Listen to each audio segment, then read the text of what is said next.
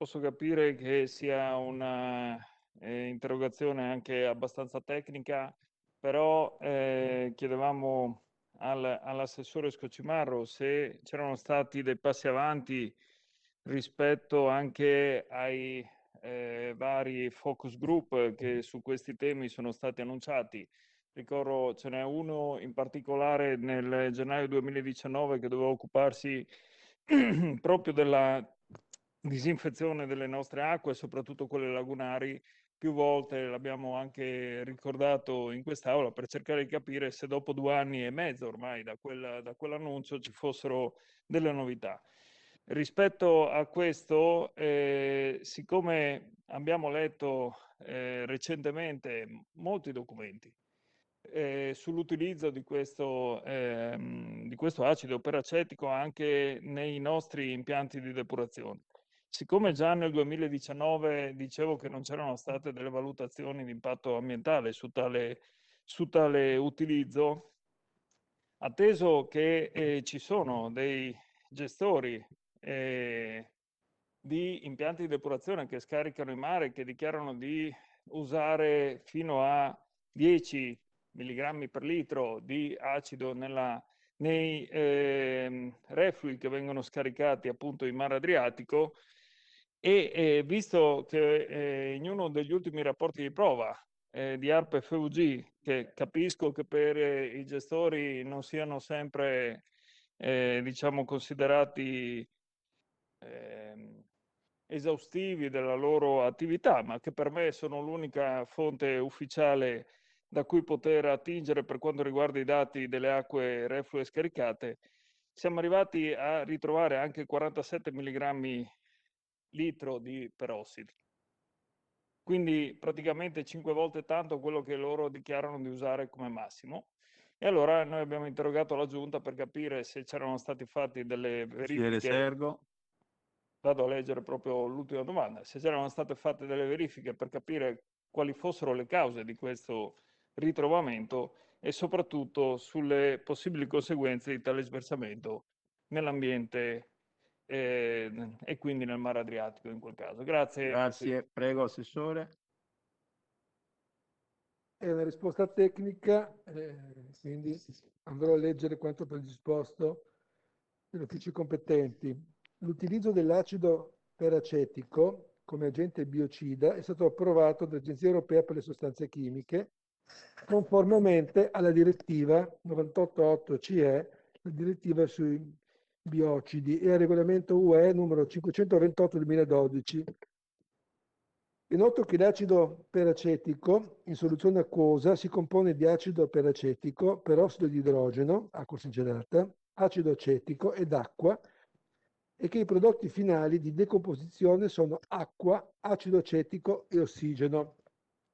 Il dato segnalato attribuito al pozzetto di campionamento è unico come ordine di grandezza. ARPA nel 2020 ha eseguito anche 2 campionamenti dell'acqua di mare presso il diffusore.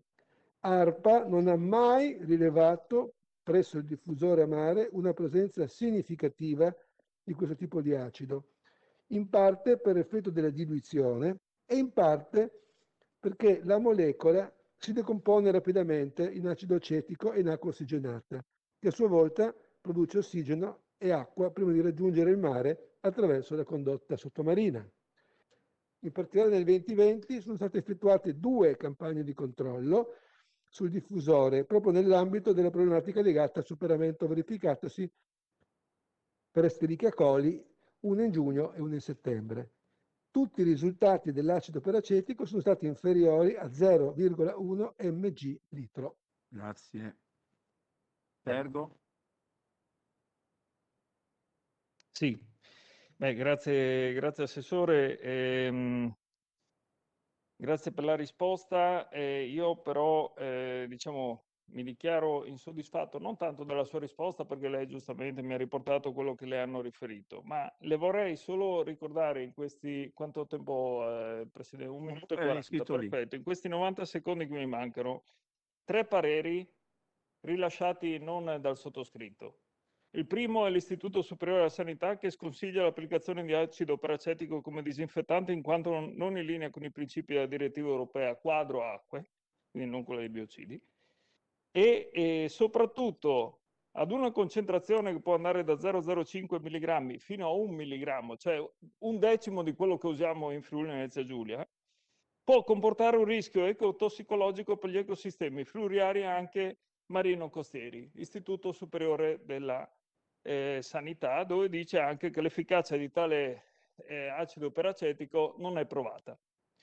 ARPA Abruzzo dice che si prevede e si ipotizza un valore soglia di 0,5 mg litro, cioè 100 volte inferiore a quello che è stato riscontrato in quell'unica occasione che ricordava lei, ma comunque 20 volte inferiore a quella che è il dosaggio massimo che prevedono i gestori, e dice che nell'ambito degli organismi indagati questa soglia di 0,5 minimizza il rischio di avere un effetto tossico indotto dall'utilizzo del disinfettante. Io presumo che sopra questa cifra ci sia questo rischio ovviamente tossico indotto.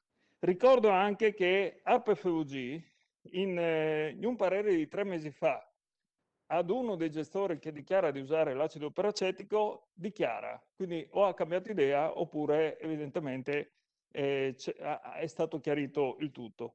Dichiara, rimane da chiarire quando viene utilizzato il dosaggio e su quali considerazioni sia stato fissato il dosaggio di 4 mg litro. Allora, siccome questa diciamo, è un'autorizzazione che è stata fatta dalla Regione a poter utilizzare l'acido peracetico, mi sembra già strano che ARPA dica bisogna capire chi vi ha detto di fare 4 mg litro. Secondo, dice l'efficacia del sistema di disinfezione con acido peracetico rimane da chiarire. Terzo, rimane da chiarire l'interferenza e l'utilizzo qualitativo e quantitativo dell'acido peracetico su biota marino.